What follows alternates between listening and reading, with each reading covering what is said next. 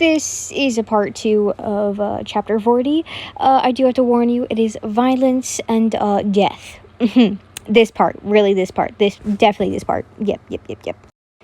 The moment Bakugou and Yin situated themselves within the drawing room, Kirishima is worried sick, and Yin could only describe that whatever news he carries with him, it is grave. However, as soon as Kirishima opens his mouth, he uttered both good news and bad news. The first he mentioned was the ill news that bandits reconciled and ravaged his village on the borders of Igneous. The vile actions intently stand on the northeastern borders, and they must be seized immediately before they continued and fluctuating deeper in Igneous. As such, Bakugou's presence in the palace is needed, so he can command the soldiers easily. We've been dealing with the bandits before, and we never really paid much attention because they've all not been hard to deal with, Bakugou said, so keen in leaving his wife again. Oh, not so keen in leaving his wife again. Indeed we have, replied Kirishima, but I fear that we should take this seriously, Bakugou. They got past our border guards, after all. Bandits have never gotten that far, and what? I've got a feeling that they might not be bandits. The fact that they've come from the north, I couldn't help but become a little suspicious of the situation. Yin and Bakugou glanced at each other, both shocked at Kirishima's antics. The queen turned to Kirishima and said, "That couldn't be. King Todoroki promised us a truce." "Promise are hardly kept, your majesty," Kirishima refuted. He then started to plead Bakugou. "You must come back to the palace, Bakugou. There you are safer, far from the border, and you'll be able to give command to whatever something happens." Yin glanced at Bakugou, and she knew by his gaze that he still does not trust Todoroki so fully. She knew his answer right there and then. He's going to leave her. "I'll go back," the blonde said, and Yin closed her eyes while letting out a trembled sigh. But not without Yin. She opened her eyes to stare at him in both awe and disbelief. Thankfully, Yin wanted to leap in joy, but then she reminded that the court people would probably not be too welcoming. "Oh, that's the good news," Kirishima added. "The court people have been asking for Her Majesty. Perhaps they have forgotten about the whole mishap because now they've much excited about the heir's arrival." Yin's face brightened at the prospect of reconnecting with the court people. She looked at Bakugou with eyes sparkling from anticipation. Despite being happy, her pregnancy messed with her emotions, and she was suddenly on the verge of tears. "Yes, I cannot wait for this child to arrive as well. It's causing me to cry even if I don't have to." She chuckled, and Kirishima joined her. Bakugou, however, looked concerned. "Are you sure you want to come back?" he asked, crossing his arms. Yin approached him and placed a hand on his arm to reassure him. "I am scared, but the thought of coming home gives me more joy than fear now." "Home," Bakugou repeated. "I never thought I would ever hear you call Igneous your home. It's my home, because I am its queen." She smiled. Bakugou stared at her face. She could only guess what he is trying to find, anything that might resemble hesitance, but Yin was determined he would find none. "All right, then." He nodded at Kirishima. "We're going home." The last few days in Masaru Castle were spent with the busiest duties, such as emptying the castle of any traces of Yin and Bakugou, as well as filling the carriages with heavy chests and crates. As soon as the white cloths were laid upon the furniture, the castle looked devoted of souls, as it sought to be soon. A warmly dressed Yin stood in the foyer. She watched the servants start to disperse as they almost finished loading everything, and the female made it her duty to thank every one of them as they passed her. Now that is all left outside the 4 carriages they would use. The awaiting coachman, a decent amount, but still a few in number of soldiers they would be bringing for protection. She clutched tightly on the thick fabric of her cloak in an effort to suppress her anticipation of coming home. If she were to be honest, coming home is frightening, as there is no knowing if the people really did forget her sins, just as Kirishima had said. However, she also looks forward to the many things she wanted to do as soon as she got home. "You ready?" Bakugou approached her. He glanced at her worriedly as he wrapped his brown cloth around his wrapped his brown cloak around his white jacket, and he then proceeded to slip into his white gloves. Yes, she answered curtly. Her hand shivered from the cold wind coming from outside.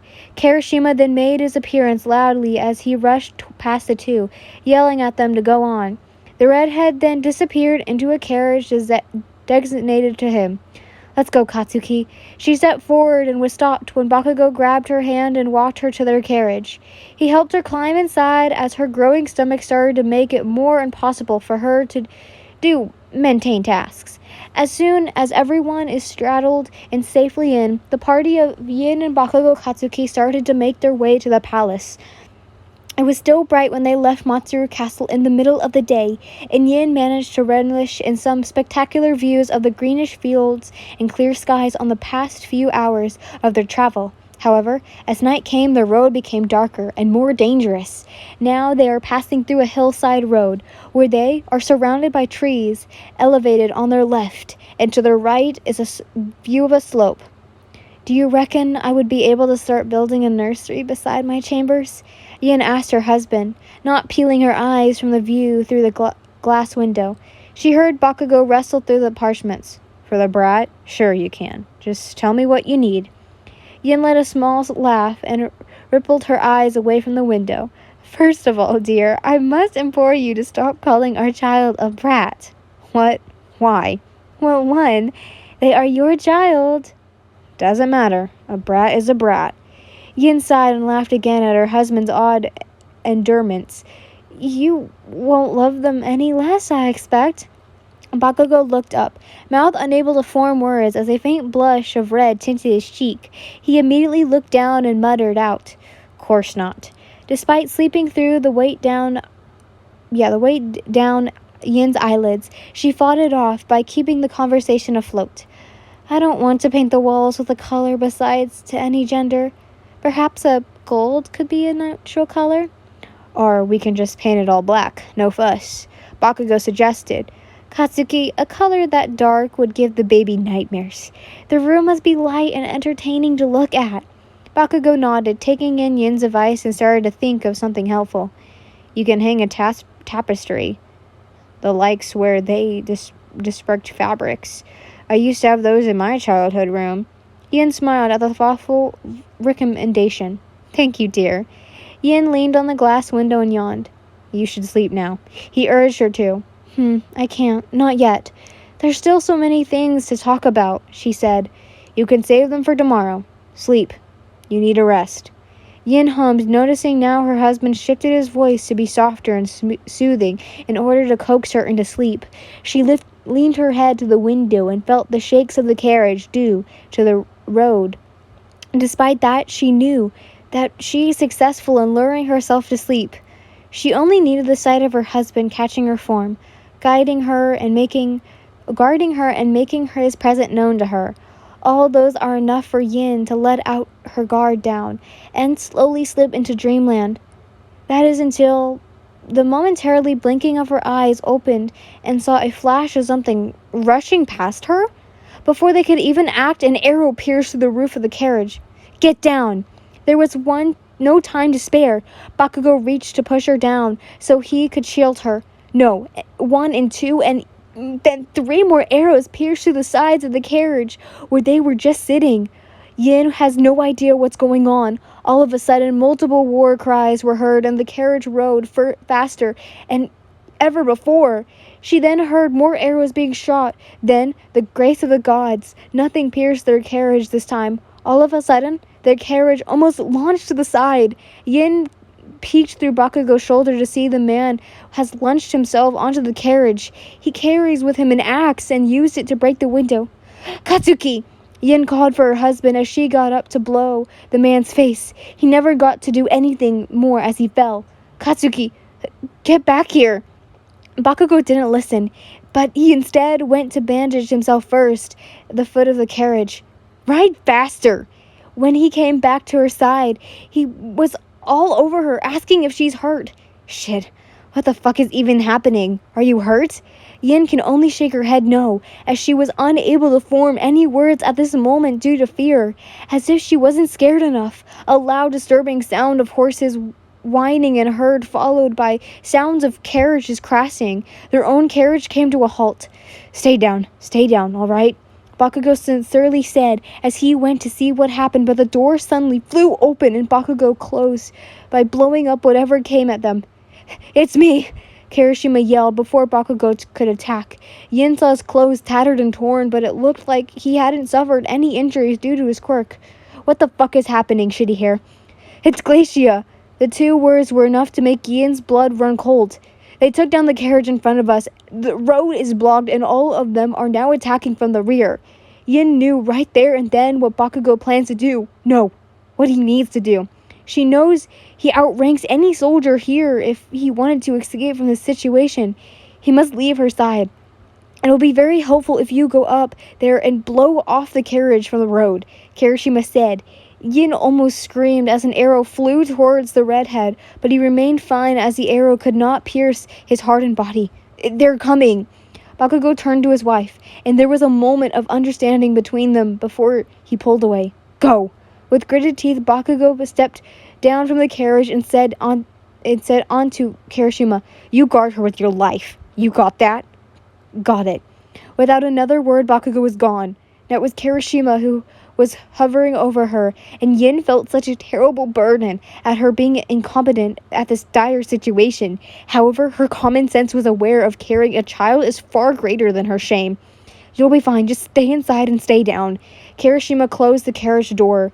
The sound of multiple explosions started. Yin secured a hand to her belly, as she could only hope for the safety of her own people in this fight. On the other side, she could hear metal clashing against metal arrows, wiping through the air. She gasped when an arrow rushed past the window of the carriage. Alas, a moment-dominate noise ripped through the air. It was Bakugou. Now, get her out of here! The horses winced and whined as they ran, pulling the carriage to the road, pulling Yin away from her husband and her friend. She stood and peeked through the window. The carriage just ran past Bakugou, and she screamed his name. Tears pooled from the corner of her eyes, and she was shocked to see the battle she's leaving behind. A distance away from Bakugou is the sight of soldiers forming a line to shield against the attacking glaciers. Spears were rising through the air, and muskets were fired to hold them back. Kirishima led the soldiers while Bakugou looks back from the carriage, towards the carriage, until he finally turns back forward, his face forwarding onto the battle to lead to himself. Katsuki. The brave, perhaps unhinged part of Yin's head told her to use her quirk to get out of the carriage and join her husband. But the sane part, however, tells her life she carries inside her is perhaps far more precious than her own life, and she lives. She has to live past what she's left behind. Yin almost went out of balance when the carriage took a turn, and she was robbed of the sight of the battle behind her. No. Tears became uncontrollable as she sat down and mourned. Her hands formed a fist as she kept muttering, No, no, no. She cannot face the reality that she's just leaving them behind. She's leaving her husband to fend off the soldiers of the traitor. And she could possibly be killed. She could not accept the fleeting fizzleness of almost getting the people, the home, and the life that she had been wishing only for it to be taken away from her in an instant. Like calculations and merciless attacks of surprise that had happened, just happened now. If being happy is a short instance, born of exhaustion of great suffering, then she's done not any happiness in life. All of a sudden, the carriage came to a halt. Tears stopped and Yin's senses sharpened. Thud! Yin jumped at the sound of a body falling to the ground. She looked around her, deciding that she will not be a sitting duck inside this carriage waiting to be killed. She waited and waited until the door to her left opened. She quickly used her quirk to distract the door to her right and immediately got out. Yin got away from the carriage and saw one of the coachmen lay dead on the ground. There was no doubt that the other coachman is a traitor. Suddenly, there was no dog on her cloak. The attacker's behind her. She collapses her cloak and got away. Her hand glowed red and swung to the attacker's way. It missed him, and Yin was able to get away, a few distance maybe from him. The coachman pulled a knife out, and Yin's heartbeat quickened. He swung the knife away from her so fast there was no time to dodge it as he aimed for her stomach. All of a sudden, dew was left her hand receive the knife. It pierced through her palm, and she mustered all her strength to activate her quirk. Her wound hand glowed red, and the knife turned to dust. Yin managed to grab the coachman's head, but before her palm could glow red, she received a harsh kick to her stomach. She stumbled backwards. Yin's hand grazed the coachman's upper arm, and a part of it started to bleed as it slowly breaks. Instantly, smoke started to dissipate around them, and the true identity of the coachman uncovered in front of her. Cammy? A screaming Cammy glanced at her while tears ran down her face. She clenched her arm in agony. Make it stop! Make it stop! Cammy? Yin could not believe it. She could not escape her stupor. It was all Cammy. No! No! Make it stop! Please make it stop, Yin! No. This is... Yin watched the pleading woman in disbelief. What did you do? Cammy still glares at her. What I should have done from the moment I saw you. Yin did not speak, still stunned and too angry. You took what I always wanted, Yin. The moment you came to Igneous, I knew you'd be a curse. A curse to all of us. To me. To Bakugou. With all your ideals, your goody two-shoes personality. Oh, you're so kind-hearted and naive view of the world. You really think you're making a change? Cammy spat at her. No, you're not. You go on and change Bakugou on his rule, thinking your own way is right, an absolute following to his orders. And he even fell for you, Wallet. How absurd. Cammy forced herself to stand up, holding bounds to pain grunts, and winds her arm, keeping it from bleeding. You go and act like you know how the world works, even if you don't. And you get rewarded with a man? The same man I've been wanting. It's not fair. Yin gritted her teeth. And all you did of those... Just for what? Cammy let out a pain laugh. Oh no. All I ever wanted was you. She pointed to the battle. That was the result of your naive actions. Despite her wounds, Cammy started to charge towards her. Yin started to back away from Cammy, never reached her as she fell due to the agonizing pain in her wound. In that moment, Yin tried to convert herself to have at least an ounce of pity, of mercy towards the enemy who is no longer fight. But Yin cannot see no reason. Her mind is too clouded by the anger that she reached to peak. Cammy betrayed them, and now she's involved with Glacia, who betrayed them and situated this attack. And she has the audacity to blame it was all Yin's fault for the suffering and concerns of their betrayal? To think that Cammy's reason for doing this is perhaps the piteous reason Yin has heard in her life. She would rather die than live to see this fellow woman throw her life away for a man who never loved her in the first place. My people, the soldiers are dying out there. Kirishima, Bakugou, they're dying out there. Yin started to take steps forward to Cammy. And it's all because of you. Yin stopped before the crouching woman who decided to face herself as a coachman. Her palms glowed an angry red as she leaned down to touch the blonde's head. No, this is all because of you. Within a flash, Cammy pulled another knife and aimed for Yin's stomach again.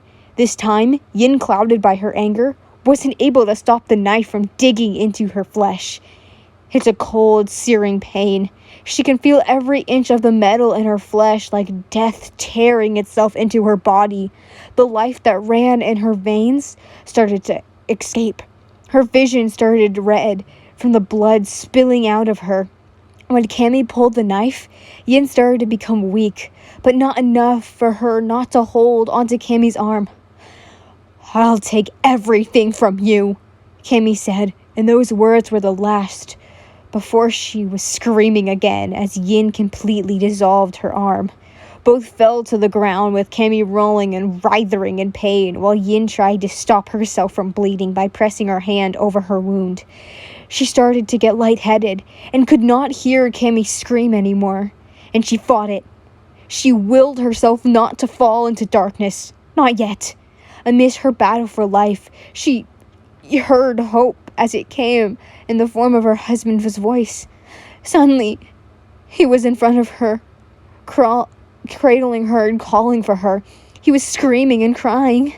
This time, Yin could not hear anything around her again as her will to fight started to fade.